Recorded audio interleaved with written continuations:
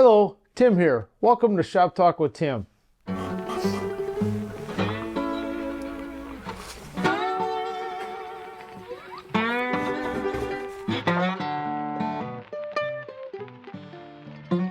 In this video, I'm going to talk about marking gauges. It's a basic tool of the hand woodworker when you're doing machine work and everything's precision and you have jigs and all that. You don't need to mark out your joints so much, but anything with handwork you do. I have several of the same type. Now there's brand new or newer technology, like with the roller wheels and things that I've seen in some very fancy, very nice marking gauges, and I've seen them presented in other videos, and they're available. And they look more like a round bar, kind of like this. This happens to be quite an old one that belonged to my grandfather. And I'll start with this one here. Basically, it's just got a little point that eventually gets dull over time, but you can resharpen it. And I'm assuming this is the original. And there's increments along the side here, but they're faint now, that show what length it is. Like that's about an inch right there. And that gives you a mark at the end of your board. Now the newer ones that have the wheels, they're not so scratchy. And if I sharpen this wouldn't be that scratchy either. It's just better to kind of lay it back and drag it across than press it and dig up the fibers. But if you look at any antique piece, this happens to be a part of an antique drawer that I'm repurposing the wood from.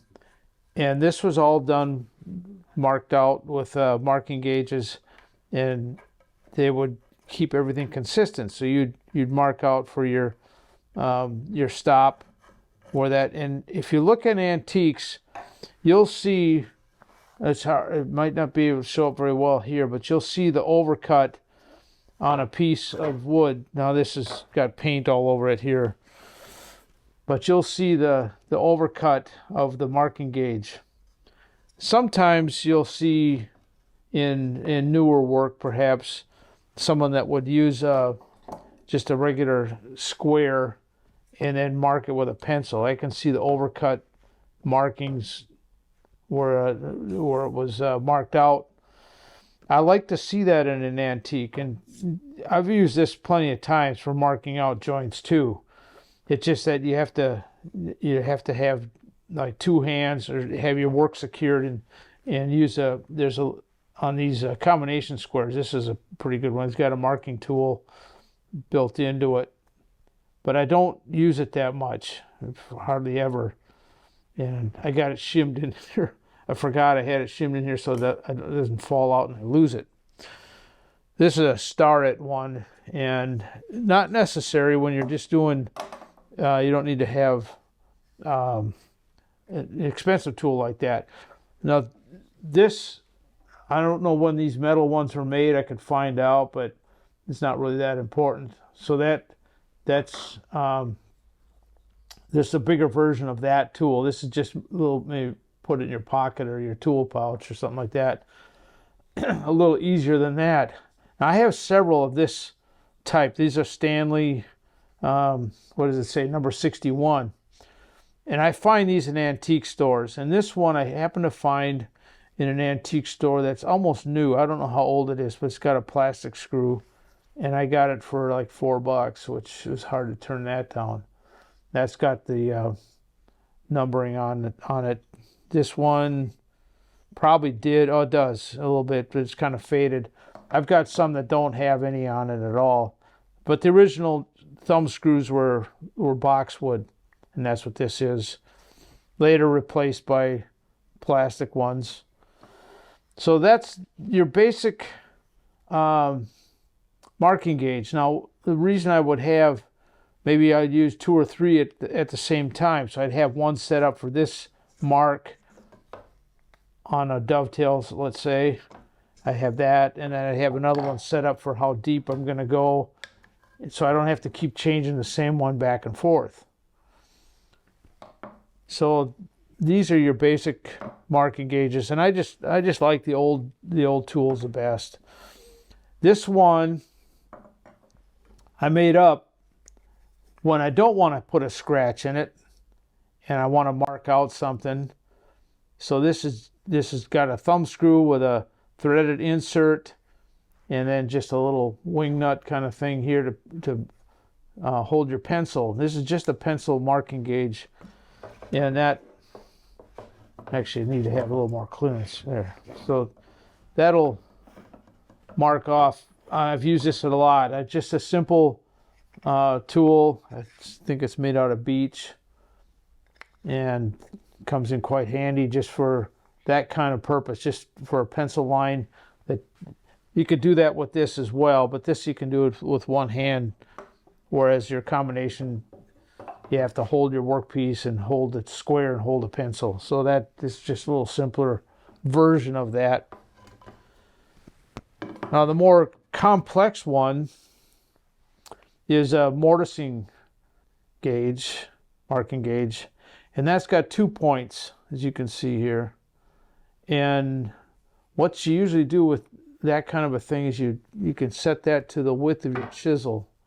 So this is a 1/4-inch chisel, and I would turn that till it's, if that's what you're using. So I would say if you're going to do a mortise in a 3/4-inch board like this, you're going to make a frame and you want to chisel that, then 1/4 inch is 1/3 of the total thickness. So then you'd have that at a 1/4 inch thereabouts, and it tightens with a screwdriver. This is also Marple's, and Marple's got sold out to Irwin, and they're not the same anymore. So this will do parallel lines. I don't know if that shows up very well, but you'll see that on antique furniture. So you'll see the overshot of a mortise. Now, if I was going to set this up to do a mortise of a certain width of a tenon, then I would, let's say if I'm going to put it there, and then I'd have this one set up a little further down. Let's say I want to do it there. So if I was doing a bunch of them, that's like a 1-inch mortise. So I'd have this side, and then I'd have the top, and then all guiding off the same edge. And that's how I would do that kind of thing. So that's the purpose of having more than one. In this one, I don't use that much. It's a little, I mean, it works, but it's a little smaller, a little harder to handle sometimes. I like something a little bulkier. This final one here that I have is called a cutting gauge. And it's got a wedge in here, and then there's a cutting knife. So if you were going to inlet something, let's say inlay a band into a tabletop or just a decorative thing, you want to trench something out. You've got the bevel on one side. You got the bevel, and then you've got you could take this knife out. You can see it here. This needs to be touched up. It's a little dull.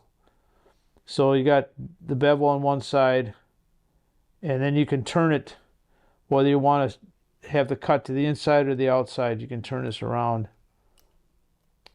And then you just secure it with the wedge. And then you adjust that. I'm not sure who made this tool. I think it's British. Could be Crown or something like that. But this isn't that old. I got this in the 70s, I guess. This one I made. This is probably the oldest of my grouping. I have, maybe this is pretty old too. I got a couple other old ones. There's one other specialty one I should mention. This is a butt gauge.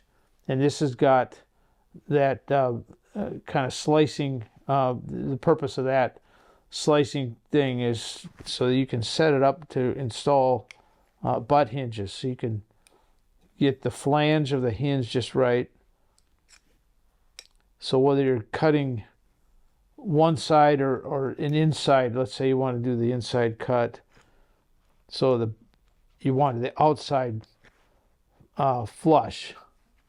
Then you'd use this one here, set that up, and then you could mark your butt gauge to where that's going to be, like so. And then you'd, depending if it's a door or something like that, you could set up, like a cabinet door, you could set up where you're going to have it stop. This has got a limited reach, but it's mainly for installing butt hinges. And I have used it for marking out other things as well. But it's really a handy tool. And because of these two that I know of have history with my grandfather, who was a carpenter, it's kind of a joy just to have them and think of what he might have used them for, and even have some of the stuff he made. So hopefully that's informative and interesting. And I just say, if you're going to make something, you could make something as simple as this and put a piece of metal that's pointed like a pencil. You could make your own marking gauge, and it would be a dual purpose one. And I've done that. I have a little piece of round stock that's like 5/16, so you could point it out like that. But it's fun to collect them. It's fun to find them, and a very useful tool. So thanks for watching. Please give it a thumbs up if you would, and please subscribe, and we'll see you next time.